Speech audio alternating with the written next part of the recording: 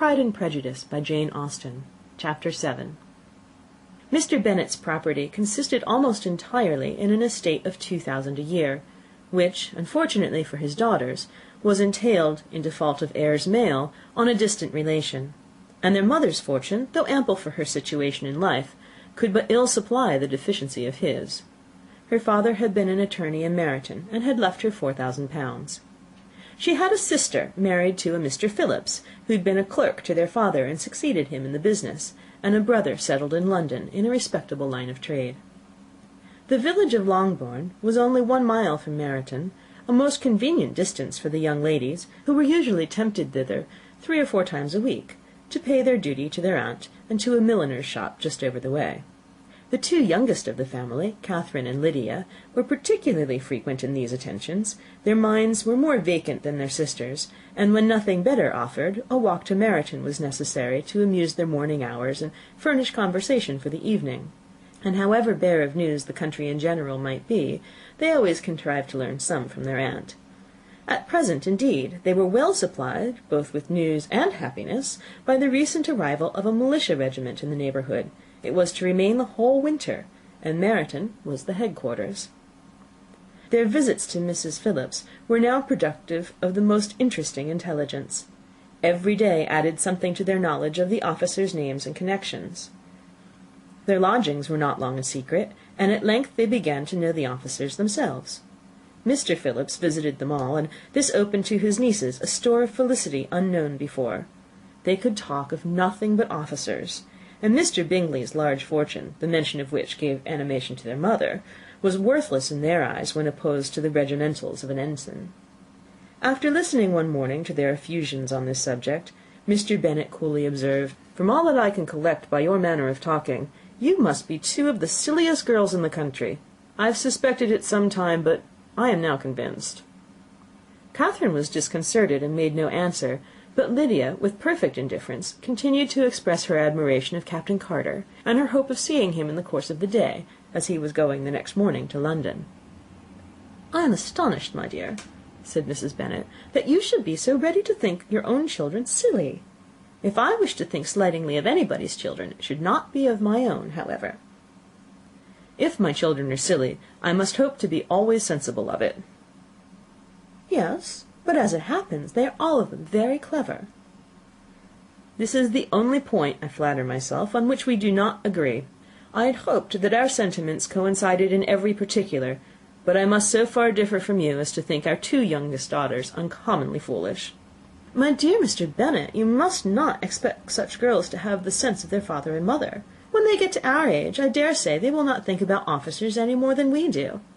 I remember the time when I liked a red coat myself very well, and indeed I still do at my heart; and if a smart young colonel with 5,000 or 6,000 a year should want one of my girls, I shall not say nay to him. And I thought Colonel Forster looked very becoming the other night at Sir William's in his regimentals." "Mamma," cried Lydia, "my aunt says that Colonel Forster and Captain Carter do not go so often to Miss Watson's as they did when they first came. She sees them now very often standing in Clark's library." Mrs. Bennet was prevented from replying by the entrance of the footman with a note for Miss Bennet. It came from Netherfield, and the servant waited for an answer. Mrs. Bennet's eyes sparkled with pleasure, and she was eagerly calling out while her daughter read, "Well, Jane, who's it from? What's it about? What does he say? Well, Jane, make haste and tell us. Make haste, my love." "It is from Miss Bingley," said Jane, and then read it aloud. "My dear friend, if you are not so compassionate as to dine to-day with Louisa and me, we shall be in danger of hating each other for the rest of our lives, for a whole day's tete-a-tete between 2 women can never end without a quarrel. Come as soon as you can on receipt of this. My brother and the gentlemen are to dine with the officers. Yours ever, Caroline Bingley." "With the officers!" cried Lydia. "I wonder my aunt did not tell us of that." "Dining out," said Mrs. Bennet. "That is very unlucky." "Can I have a carriage?" asked Jane. "No, my dear, you'd better go on horseback, because it seems likely to rain, and then you must stay all night." "That would be a good scheme," said Elizabeth, "if you were sure that they would not offer to send her home." "Oh, but the gentlemen will have Mr. Bingley's chaise to go to Meryton, and the Hursts have no horses to theirs." "I'd much rather go in the coach." "But, my dear, your father cannot spare the horses, I'm sure. They're wanted in the farm, Mr. Bennet, are they not?" "They're wanted in the farm much oftener than I can get them." "But if you've got them to-day," said Elizabeth, "my mother's purpose will be answered." She did at last extort from her father an acknowledgment that the horses were engaged. Jane was therefore obliged to go on horseback, and her mother attended her to the door with many cheerful prognostics of a bad day. Her hopes were answered. Jane had not been gone long before it rained hard. Her sisters were uneasy for her, but her mother was delighted. The rain continued the whole evening without intermission. Jane would certainly not come back. "This was a lucky idea of mine, indeed," said Mrs. Bennet more than once, as if the credit of making it rain were all her own. Till the next morning, however, she was not aware of all the felicity of her contrivance. Breakfast was scarcely over, when a servant from Netherfield brought the following note for Elizabeth. "My dearest Lizzie, I find myself very unwell this morning, which, I suppose, is to be imputed to my getting wet through yesterday. My kind friends will not hear of my returning till I'm better. They insist also on my seeing Mr. Jones, therefore do not be alarmed if you should hear of his having been to me. And, excepting a sore throat and a headache, there is not much the matter with me. Yours, etc." "Well, my dear," said Mr. Bennet, when Elizabeth had read the note aloud, "if your daughter should have a dangerous fit of illness, if she should die, it would be a comfort to know that it was all in pursuit of Mr. Bingley, and under your orders." "Oh, I'm not afraid of her dying. People do not die of little trifling colds. She'll be taken good care of. As long as she stays there, it is all very well. I would go and see her if I could have the carriage." Elizabeth, feeling really anxious, was determined to go to her, though the carriage was not to be had, and as she was no horsewoman, walking was her only alternative. She declared her resolution. "How can you be so silly," cried her mother, "as to think of such a thing in all this dirt? You will not be fit to be seen when you get there." "I shall be very fit to see Jane, which is all I want." "Is this a hint to me, Lizzie," said her father, "to send for the horses?" "No, indeed, I do not wish to avoid the walk. The distance is nothing when one has a motive, only 3 miles. I shall be back by dinner." "I admire the activity of your benevolence," observed Mary, "but every impulse of feeling should be guided by reason, and, in my opinion, exertion should always be in proportion to what is required." "We will go as far as Meryton with you," said Catherine and Lydia. Elizabeth accepted their company, and the 3 young ladies set off together. "If we make haste," said Lydia, as they walked along, "perhaps we may see something of Captain Carter before he goes." In Meryton they parted. The 2 youngest repaired to the lodgings of one of the officers' wives, and Elizabeth continued her walk alone, crossing field after field at a quick pace, jumping over stiles and springing over puddles with impatient activity, and finding herself at last within view of the house, with weary ankles, dirty stockings, and a face glowing with the warmth of exercise. She was shown into the breakfast parlour, where all but Jane were assembled, and where her appearance created a great deal of surprise.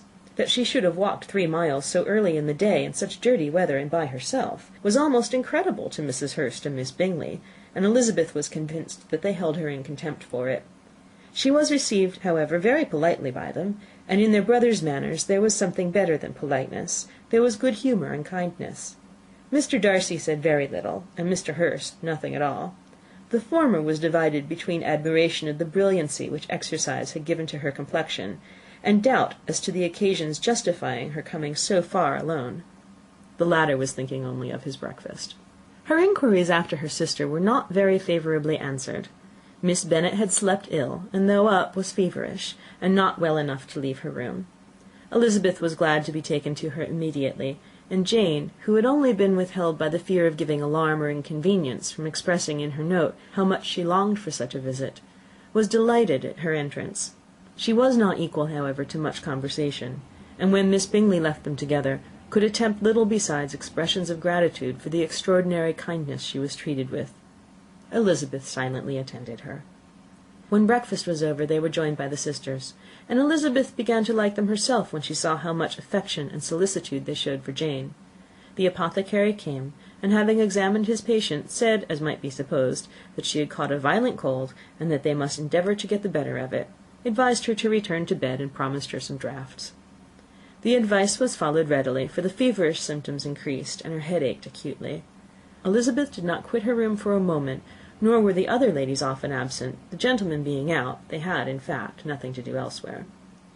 When the clock struck 3, Elizabeth felt that she must go, and very unwillingly said so.